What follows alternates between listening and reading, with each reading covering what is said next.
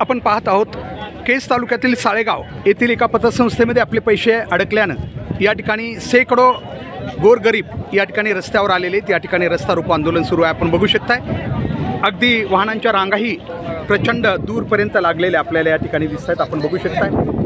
खरं तर लोकांना रस्त्यावर येण्याची ही गरज का पडते याचा आता विचार व्हायला पाहिजे। केज शहरातील अनेक मल्टीस्टेट ज्या क्रेडिट सोसायटी आहेत या सध्या बंद अवस्थेत असल्याचं आढळून येत आहे। लोकांचे पैसे यामध्ये अडकलेले आहेत। विशेष म्हणजे यामध्ये गोरगरीब लोकांचा खूप मोठा सहभाग आहे। 4 पैसे जास्तीचे व्याजाने मिळतात याचं आमिष या संस्थांनी दाखवलेलं असतं।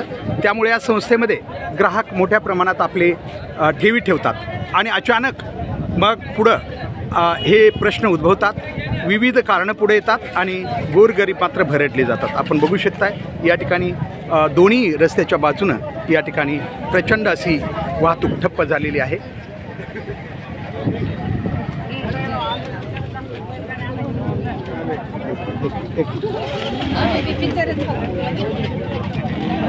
आपण बघू शकता महिला सहित या आंदोलनात लोक सहभागी झालेले आहेत। अनेक महिलाही यामध्ये आंदोलनामध्ये सहभागी आहेत।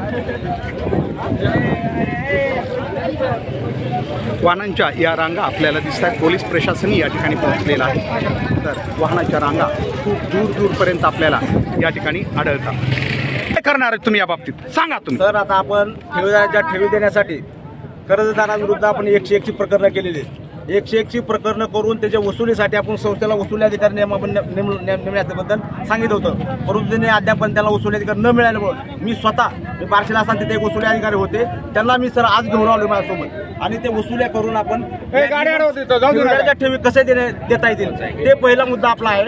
जरी आपल्याकडे जे 7-8 लाख रुपये जमले होते त्याच्यातले आपण 40 लोकांना जवळजवळ 5 लाख रुपये आपण वाटलेले, 4,73,000 समथिंग, आणि अजून जसजसे जमा होते तसे सर्व ठेवीदारांना सम प्रमाणात आपण वाटण्याचा आपला हे आहे। किती दिवसात वाटणार?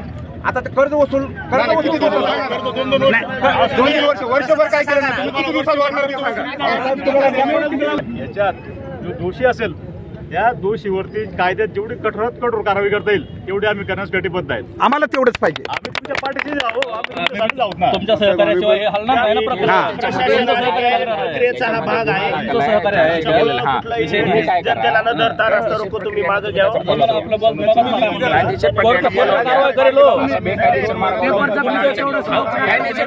अधिकृत बँकेमध्ये पाहिजे, नॅशनलकृत बँकेमध्ये, ही कोणत्या तरी ती बी पतसंस्था जी मल्टी स्टेट आहे वसुंधरा, त्याच्यामध्ये खातं आहे।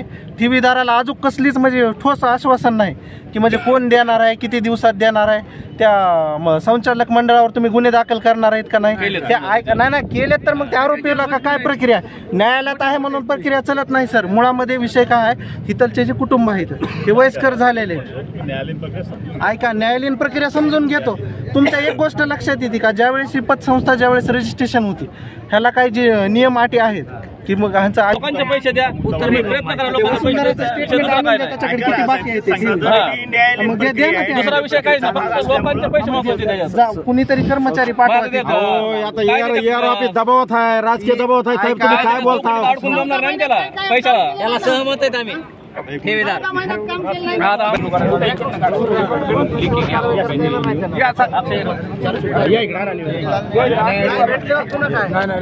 एक मिनिट थोडं नाही तुम्ही एक मिनिट।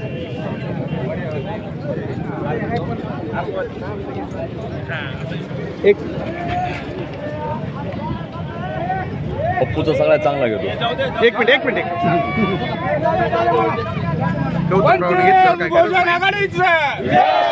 आता मी बघितलं सगळं तुमच्यासोबतच आहे ना सर। आपण पाहू शकतोय आज साळेगाव इथं झालेल्या या रस्ता रोकोच्या या आंदोलनामुळे शेकडो वाहनं या ठिकाणी रस्त्यावर अडवण्यात आलेली होती आणि आता ती रस्ता रोको आत्ताच काही तडजोडीनंतर संपलेला आहे। आपण बघू शकतो जवळजवळ 1 ते 2 किलोमीटरच्या रांगा या वाहनांच्या दुतर्फा लागलेल्या आपल्याला दिसतात।